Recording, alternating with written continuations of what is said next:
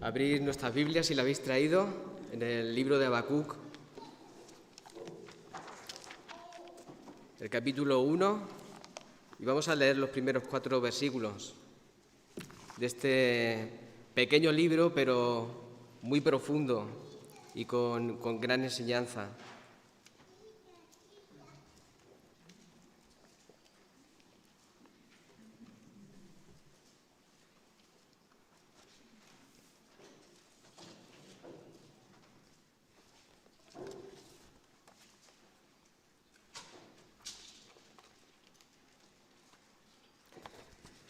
Pues si lo tenéis ya encontrado, Habacuc, el capítulo 1, versículo 1 al 4. Y dice así la palabra de Dios, la profecía que vio el profeta Habacuc. ¿Hasta cuándo, oh Jehová, clamaré y no oirás? Y daré voces a ti a causa de la violencia y no salvarás. ¿Por qué me haces ver iniquidad y haces que vea molestia? Destrucción y violencia están delante de mí, y pleito y contienda se levantan. Por lo cual la ley es debilitada, y el juicio no sale según la verdad, por cuanto el impío asedia al justo. Por eso sale torcida la justicia. Uno de los peligros que tenemos los cristianos, bueno, tenemos muchos peligros, pero uno de los tantos peligros que tenemos los cristianos en nuestra vida es caer en la desesperanza. Y la desesperanza es un mal que nos afecta en todos los ámbitos de nuestra vida, no solamente en nuestra vida espiritual, pero como fuente de nuestra vida, pues también nos afecta en la vida social, en la vida de iglesia, en la vida laboral, etc. Ya vimos hace unas semanas, estuvimos viendo este texto, estos primeros versículos, concretamente del versículo 1 al versículo 3, la primera parte, estuvimos viendo cómo la desesperanza pues, nos afecta de una manera directa. Estuvimos viendo los peligros de la desesperanza y lo que hace es que nos va deteriorando por dentro poco a poco y lo va haciendo, como estuvimos viendo en el primer punto, lo va haciendo a base de deteriorar nuestra fe, nuestra confianza en Dios. Y lo hace a base de culpar a Dios de nuestros males, de los males que nos rodean, de todos nuestros problemas, todo lo que pasa, todas las circunstancias que no nos gustan y que están a nuestro alrededor, pues eso es lo que le echamos en culpa a Dios, se lo echamos en la cara. ¿Por qué me pasa esto a mí? ¿O qué es lo que pasa aquí con esto y tú no haces nada? Bien, pues estuvimos viendo todo esto, ¿verdad?, en la primera sesión. Y Habacuc estaba en este proceso de desesperanza. Él había estado clamando a Dios por el estado en el que se encontraba Judá, que era un estado verdaderamente caótico, y él estaba dando voces, como dice el versículo 2, estaba clamando a Dios para que acabara de una vez con esta barbarie, ¿no?, con todo esto que estaba haciendo el pueblo de Judá. Porque había injusticias, había robos, había asesinatos, había burlas a la palabra de Dios y había un montón de cosas como corrupción, idolatría, todo esto. La ley de Dios era pisoteada y olvidada. Y Habacuc pues está en medio de todo, de ser cortadas por su justicia. Pero aquí tenemos, y también nos planteamos un dilema teológico, es decir, cómo Dios, siendo justo, puede dejar que la injusticia acampe a sus anchas. Cómo Dios, siendo perfecto, puede tolerar que haya imperfección en su pueblo, en su mismo pueblo. ¿Cómo es posible que el nombre de Dios, que es glorificado durante todo, abarcando todo el universo le da gloria a Dios, es el nombre más alto, cómo es posible que su mismo pueblo por años esté pisoteando ese mismo nombre? Y parece que Dios, que es justo, que es excelso, que no hay otro nombre más alto que su nombre, pues pueda tolerar todo esto. Y Habacuc no lo entiende de momento, y él grita y clama y da voces a Dios. Pero Dios parece ser que no le contesta. Y entonces Habacuc cae en la desesperanza. Hay al menos 3 cosas. Ya estuvimos viendo una y en esta mañana vamos a ver, si Dios quiere, las otras 2. Estuvimos viendo que la desesperanza destruye la fe en Dios y lo hace a base de culpar a Dios de todos nuestros males. La segunda cosa que vamos a ver en esta mañana es que la desesperanza destroza nuestra visión de futuro. La desesperanza destroza nuestra visión de futuro.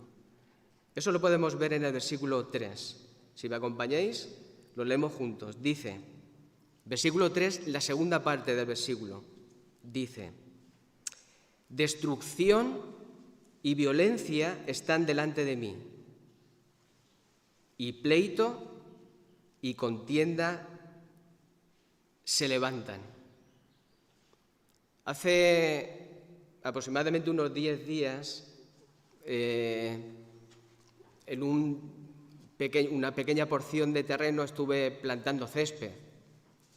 Y bueno, pues le estuve quitando las malas hierbas, estuve quitando las piedras, luego le eché el abono químico, sustrato y todo esto, y planté las semillas del césped. Pero es curioso porque me di cuenta de que a los 2 o 3 días, en una porción más o menos así, de unos 40 centímetros más o menos, había varios hormigueros, y resulta que habían salido un montón de hormigas y se estaban llevando mi cosecha. Todas las semillas se las están llevando a su casa, al hormiguero. Y en esa porción de terreno, pues, me quedé sin semillas. Ahora mismo está el césped así, una cosa, unos 3 o 4 centímetros, pero en esa porción de terreno no hay césped. Lo que hay son malas hierbas. Ha salido malas hierbas y además de esas hierbas que parece que tienen púas, que te pinchan. Bien, pues la desesperanza es más o menos como esto, ¿no? Es un campo muy abonado, muy fértil, para que salgan las malas hierbas, para que salgan los conflictos o para que salgan las malas actitudes, para que salga la amargura, el rencor, la envidia, la hipocresía, todo esto, ¿verdad? Y todo esto no solamente sale, sino que se potencia de una manera desmedida. Ahora mismo tengo que quitar todas las malas hierbas porque si no todavía sale más.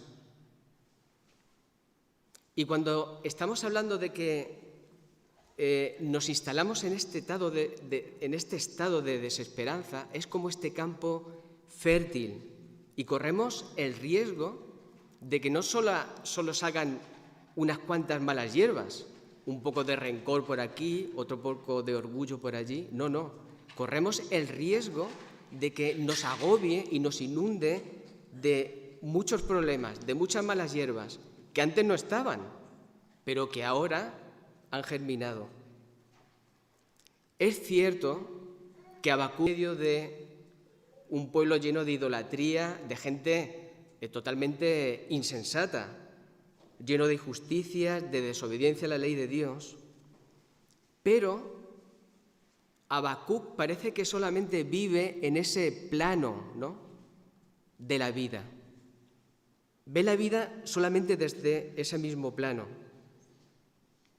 Es como cuando tenemos un problema y nos acostamos por la noche y no hacemos nada más que darle vueltas a la cabeza. Tenemos un problema, pero no hacemos nada más que darle vueltas y se nos viene otro problema y se empieza a añadir otro problema y nos levantamos por la mañana y resulta que tenemos más problemas que cuando nos hemos acostado. No dejamos de darle vueltas y parece que los problemas se potencian. Se puede caer el mundo a nuestro alrededor. Pueden pasar un montón de cosas a nuestro alrededor. La justicia.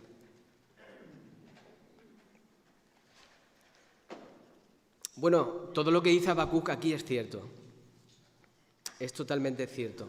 Pero la cuestión aquí no son las palabras de Habacuc, sino la actitud de Habacuc.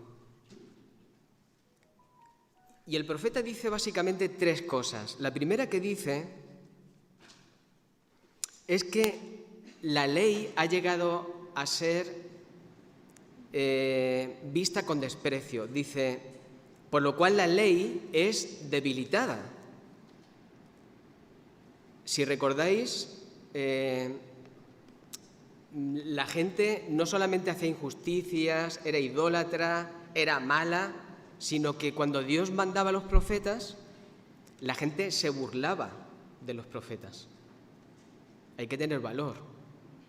Un hombre enviado por Dios y la gente se burlaba no solamente del hombre en sí, sino que se burlaban de lo que decía el profeta, se burlaban de la palabra de Dios.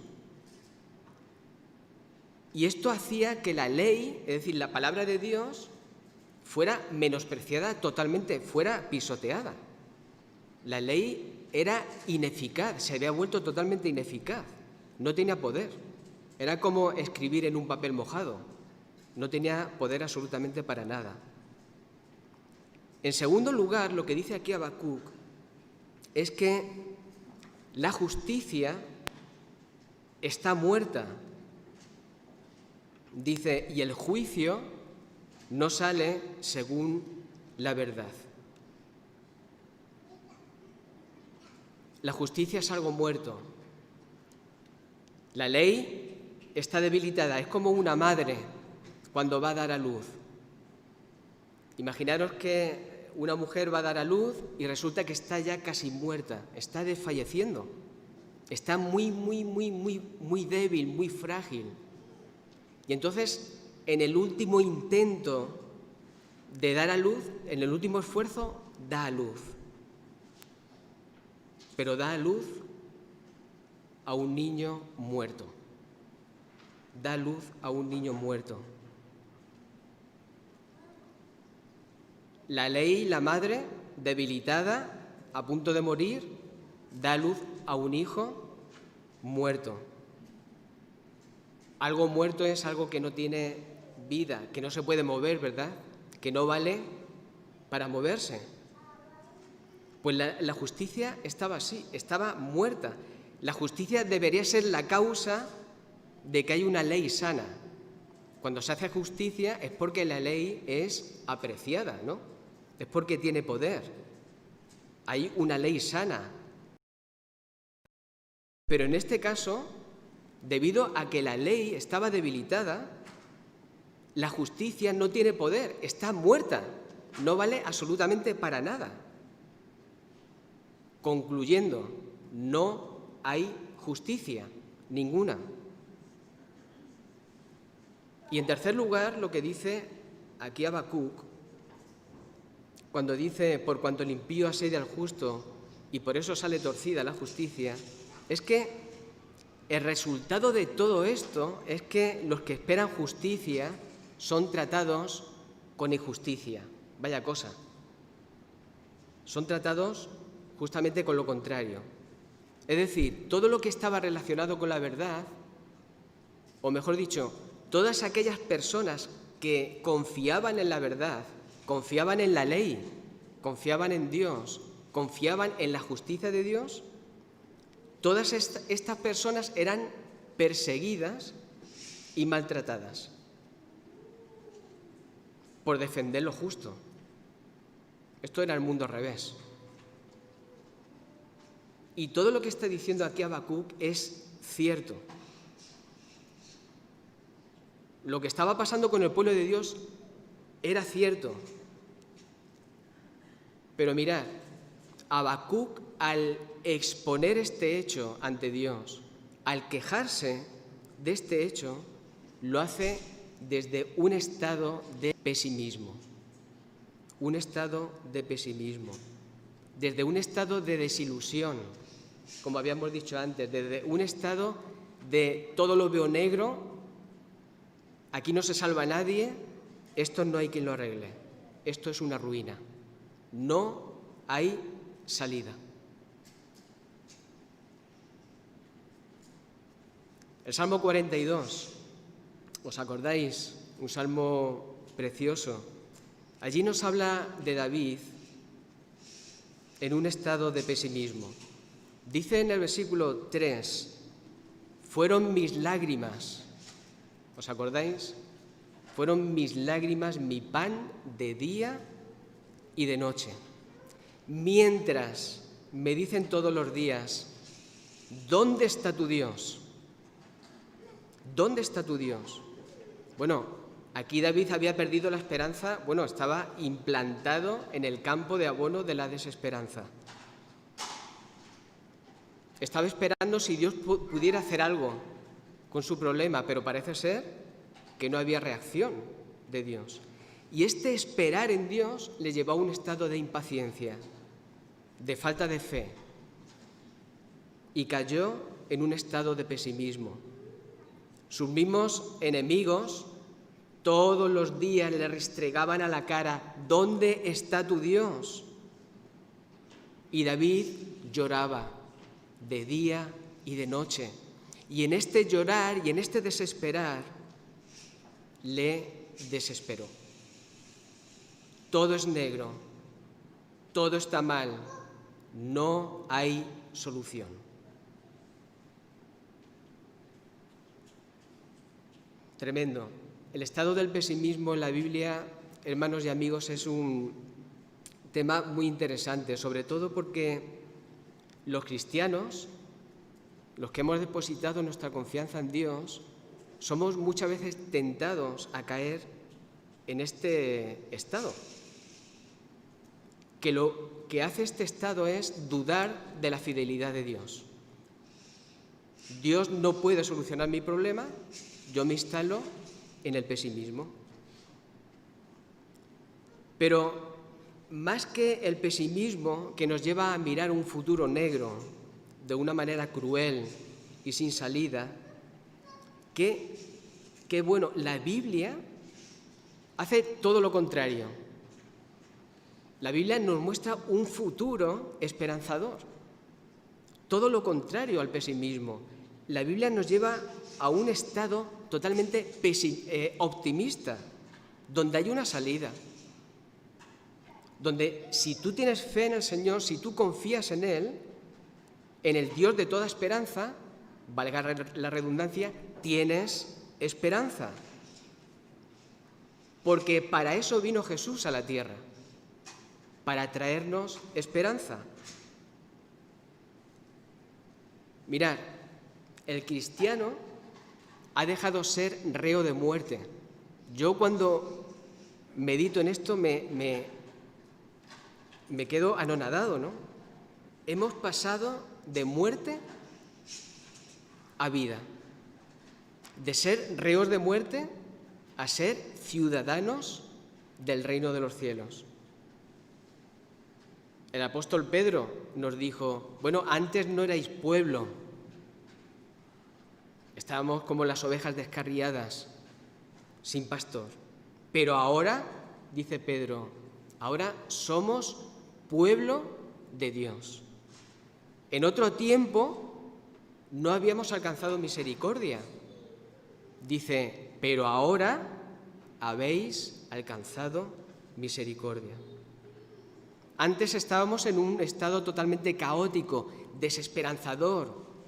Nuestro futuro era totalmente negro, sin salida, esclavos del pecado, reos de muerte, un futuro que nos llevaba al infierno, pero ahora Dios nos ha adoptado como a hijos, nos ha roto las cadenas del pecado y nos ha abrazado como a hijos, nos ha librado de la esclavitud del pecado. Y hemos sido alcanzados por su misericordia. Su misericordia. Esa misericordia que nos habla de que Jesucristo nos amó, nos ama y nos amará. La misericordia de Dios nos cubrió durante toda nuestra vida, incluso antes, cuando éramos pecadores y no habíamos alcanzado la gracia de Dios. Ya Él prolongó su misericordia y Él abrió sus brazos y nos abrazó.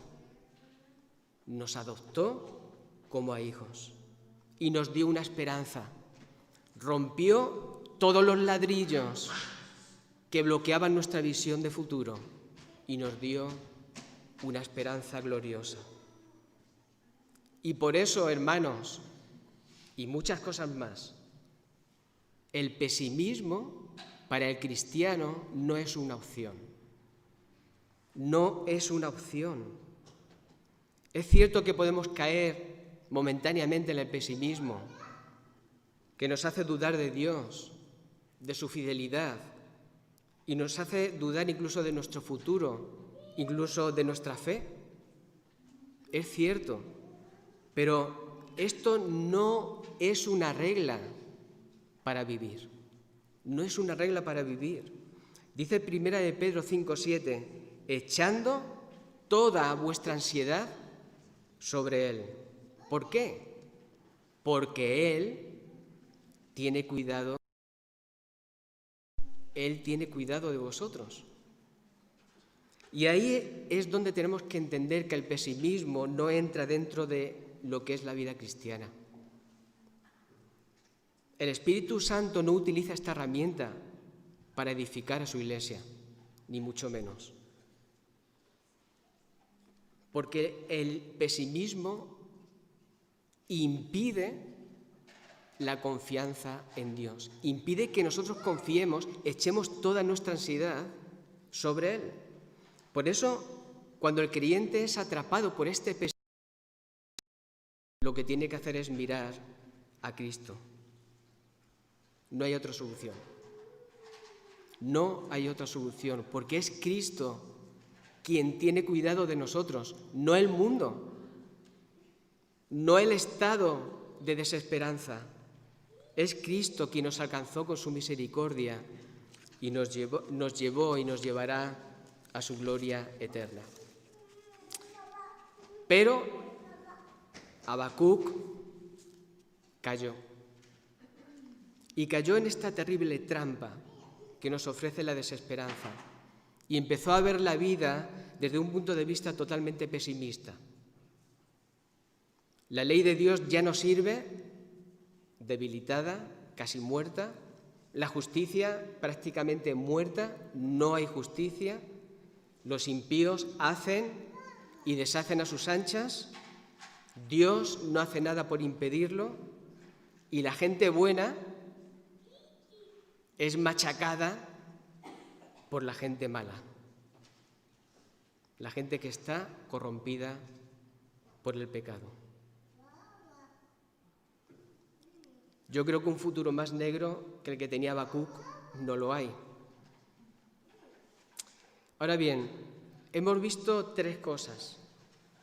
La desesperanza quiebra nuestra fe en Dios, la desesperanza destroza nuestra visión de futuro y la desesperanza nos atrapa en el pesimismo más absoluto. Qué maja, ¿eh? Qué maja en la desesperanza. Pero hay algo que la desesperanza no puede hacer. Puede hacer muchas cosas, pero hay una que es la más importante que no puede hacer. La desesperanza no nos puede separar de Dios. La desesperanza no nos puede separar de Dios. Vamos a leer el versículo, en el capítulo 2, versículo 4.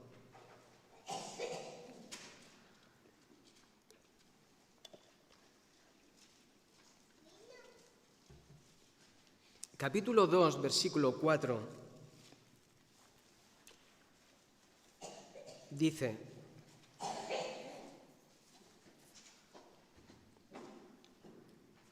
He aquí que aquel cuya alma no es recta se enorgullece, mas el justo, por su fe, vivirá. La idea aquí que nos da el Señor no es que la fe nos va a salvar de todos nuestros problemas. No es que la fe nos va a salvar de la ruina o que va a solucionar nuestra vida. No. Mucha gente cree que como tenemos fe en el Señor, hemos entregado su vida a Él, pues ya todos nuestros problemas se van a solucionar. Pero no es aquí lo que el Señor está diciendo a Habacuc, ni a su pueblo, ni a los que creían en la verdadera justicia. Lo que nos dice aquí el Señor es que el justo vivirá. Claro, el justo vivirá. Gracias que Dios le ha dado. Pero gracias a la fe que Dios le va a seguir dando en medio de los problemas. Es decir, el justo no va a morir en medio de los problemas. No va a morir en el intento. Los impíos recibirán su castigo, como vemos en la historia del pueblo de Israel. Al final recibirán su merecido y posiblemente, como fue así, imaginaros, cuando vino el imperio babilónico a Judá, a Jerusalén, cuando lo conquistaron, se fueron todos. Bueno, casi todos. Hubo algunos que los dejaron, pero la mayoría fueron y no se fueron de viaje. Esclavizados, en cadenas.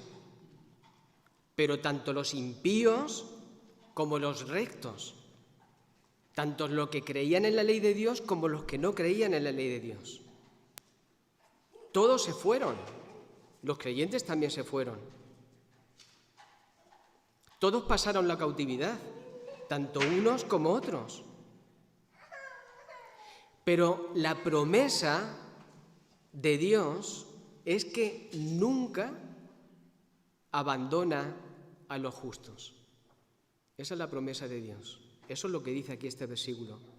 En medio de los problemas, el Señor tiene misericordia de nuestros dolores. Y en medio de las circunstancias, el Señor nos da la fe necesaria para no morir en este estado de desesperanza, para no permanecer en este estado de pesimismo más absoluto.